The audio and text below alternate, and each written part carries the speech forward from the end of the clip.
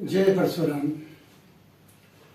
पर ब्रह्म परशुराम जी की इस पावन लीलाधरा पर हमारे ऋषि मुनियों ने मनुष्य के कल्याण के लिए अनेक प्रकार के प्रयोग और मुहूर्त बताए हैं। इनमें से एक नवरात्रि का विधान बहुत ही पावन है, पवित्र है। इसमें मनुष्य अपनी कामना के अनुसार सहज में ही लक्ष्य की प्राप्ति कर सकता है। जीवन में बिना शक्ति के मनुष्य कुछ भी नहीं कर पाता। हमारे में बल नहीं है, निर्बल है। हमारे में आत्मबल नहीं है, हम निडर नहीं है, हम भयभीत हो जाते हैं। ऐसे लोगों के लिए भी नवरात्रि में सुंदर 100% निर्भय सबल बनाने का प्रयोग बताया गया। आपको नवरात्रि के विधान के लिए मन वाणी कर्म से पवित्र होकर अपने घर में स्वच्छता के साथ नियमों का पालन करते हुए घट स्थापना करें। घट स्थापना के साथ में मैया चामुंडा की मूर्ति हो या श्री विग्रह, मैया दुर्गा की मूर्ति या श्री विग्रह, इनकी स्थापना करें। तत्पश्चात कन्या का वर्ण करना है।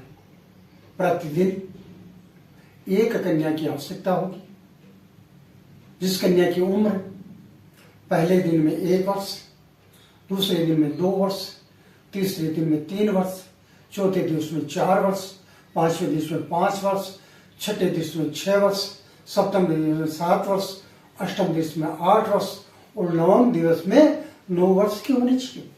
यह कन्या क्षत्रिय कुल से हो। इस कन्या को निमंत्रण देकर के आप बुलाएं। कन्या जब आती है तब उसका स्वागत करके योग्य आसन पर बैठा करके उसका यथोपचारेण पूजन करना चाहिए। तत्पश्चात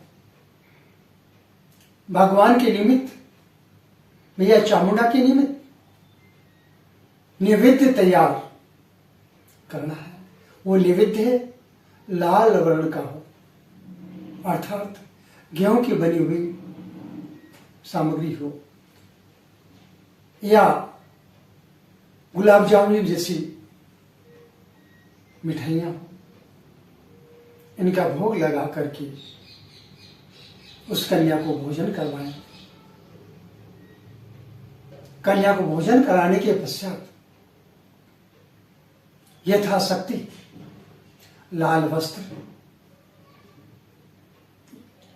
और आभूषण देकर के कन्या को विदा करें। प्रतिदिन क्रम से कन्या की पूजा करते जाएं। सायंकाल में जहां आपने घट स्थापना करी है वहां पर लाल आसन पर बैठ करके 2 मंत्रों में से किसी एक मंत्र का मंत्र है ओम ह्रीं नमः। दूसरा मंत्र ओम ह्रीं चामुंडाय नमः। इन दोनों में से किसी भी एक मंत्र का 108 माला का जपानुष्ठान करना है। 9 दिन पर्यंत यह क्रम चलता रहे।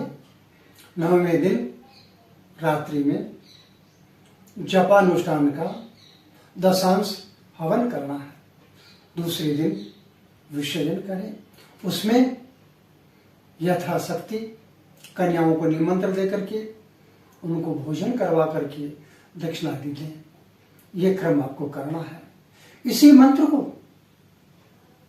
आपको प्रतिदिन 1 वर्ष पर्यंत 5 माला जपनी है। ऐसा करने से आप में किसी भी प्रकार का भय शेष नहीं रहेगा, निर्भयता आएगी, सबल बन जाओगे, किसी प्रकार की कोई शारीरिक मानसिक बल की कमी नहीं रहेगी। ये निश्चित रूप से 100% सफलता देने वाला सहज उपाय है, जिसको करके आप अपने कार्य सिद्धि को प्राप्त कर सकते हैं। जय परशुराम, जय परशुराम।